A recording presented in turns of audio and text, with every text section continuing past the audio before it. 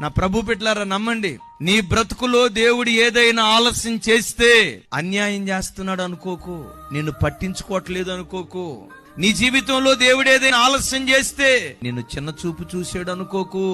ఎందుకు ఆలస్యం చేస్తున్నాడో తెలుసా? ఒక అద్భుతమైన దాన్ని దేవుడు నీకు ఇవ్వాలని ఆశపడుతున్నాడు. మీరు ఎప్పుడైనా చూడండి, ఒక అద్భుతమైన దాన్ని ఇవ్వాలంటే అద్భుతమైనది ఎప్పుడు ఆలస్యంగానే వస్తుంది.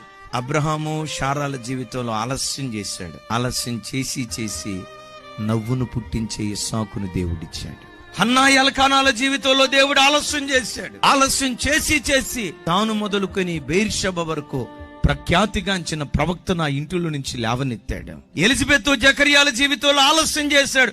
ఇది ఒక సంతాన విషయంలోనే కాదండి, నీ జీవితంలో దేవుడు ఏ విషయంలో అయినా ఆలస్యం చేస్తా ఉంటే ఒక శ్రేష్టమైన దాన్ని దేవుడు నీ కొరకు సిద్ధపరుస్తున్నాడు అని నమ్మి ప్రభుని స్తుతించుదువుగాక.